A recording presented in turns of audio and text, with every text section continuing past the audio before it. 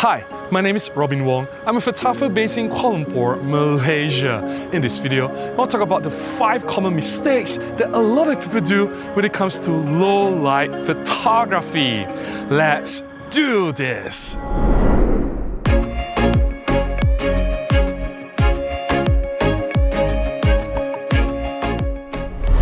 Mistake number 1, using silent shutter. A lot of people don't realize that when you use electronic shutter or silent shutter in your camera, shooting in low light, and when you bump up the ISO to very high numbers, say ISO 6400 or even higher, then you'll see more noise in your images compared to when you're using mechanical shutter. This is proven true for a lot of cameras. Of course, I've not tested all cameras out there, but here I have the OM system, OM1. You can clearly see that the electronic shutter shooting at high ISO will give you more noise compared to if you just use mechanical shutter. I understand in some situations when you don't want any noise at all, you need to be perfectly silent. That's where you use electronic shutter, especially if you're shooting in a recording studio or a golf tournament. Any noise from the camera is a strict no-no. Then, of course, you turn on the silent shutter. But in other situations where noise is not a concern, then mechanical shutter is the way to go. As I've demonstrated to you, if you use electronic shutter in low light shooting high ISO, you will get more noise. Mistake number 2, turning on noise reduction. I know, it's a little bit confusing, right? When you shoot high ISO, you get a lot of noise. That's why you want the camera to get rid of the noise. Therefore, you turn on the noise reduction. However, the noise reduction setting in your Olympus and OM system cameras is not actually there to reduce noise. It is actually to activate dark frame subtraction method. It gets rid of the hot pixels when you're shooting long exposure images. Hot pixels, they're not exactly the same with noise. I've talked about this before. I'll put a link to the video up here if you want to check out and find out more about noise reduction or the dark frame subtraction method. So, the dark frame subtraction method, not only it doesn't really reduce any noise, but it will slow down the performance of your camera.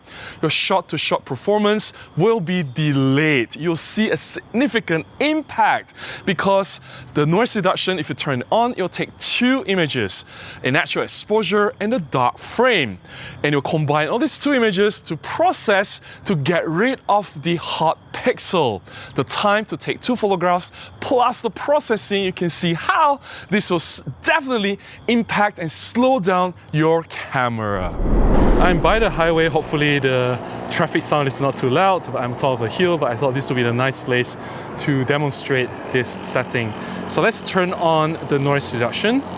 So let's turn it on. So if I leave it on, it means that the camera will take 2 photographs and plus some processing, it will be a lot slower. You can see the blackout as well. It's a lot slower, right? So I'm not changing any settings. Now I turn off or just leave it to auto, right? So I leave the noise reduction to auto, which means you are not engaged unless I shoot long exposure. And now, see, it's a lot faster. It's way faster, right, compared to when I turn on the noise reduction.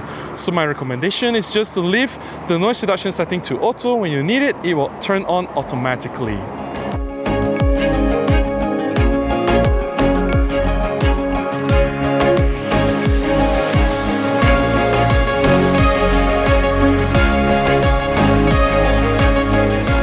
Mistake number 3 is so common. A lot of people do this, turning auto ISO on.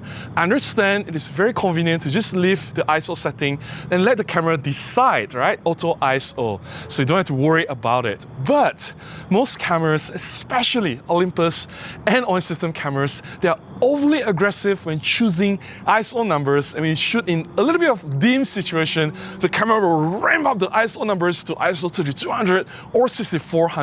In fact, in a lot of situations, you can get away with much lower number. Choosing auto ISO is not the optimized way of shooting low light.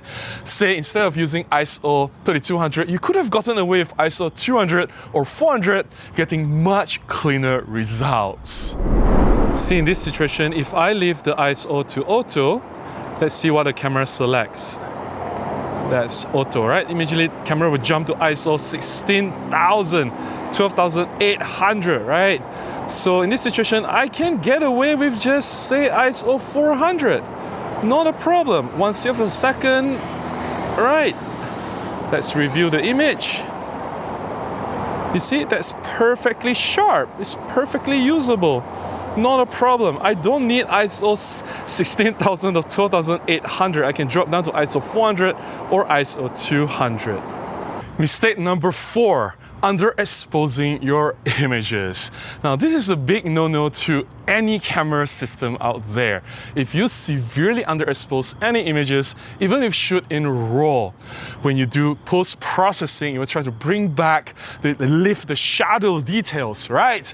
That's where you see most of the noise problem. The trick is to actually get the exposure as close to what you intended as possible. Try not to underexpose. Underexposure will lead to more noise in your images.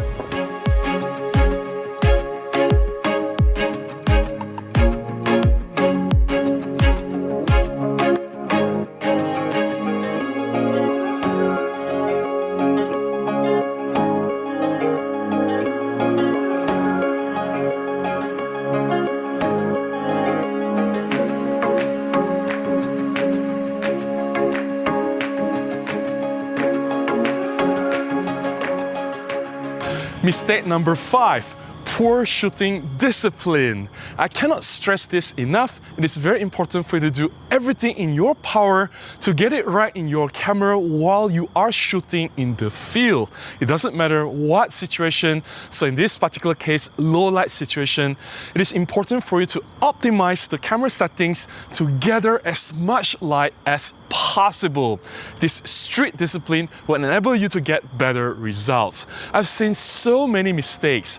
A lot of people using f1.8 prime lenses or f1.2 lenses, and yet in very dim situations, they shoot with f4, f5.6 aperture, and they ramp up the ISO to say ISO 6400 or 12,800. Why don't you just shoot at f1.2 or f1.8 bright, wide open, right?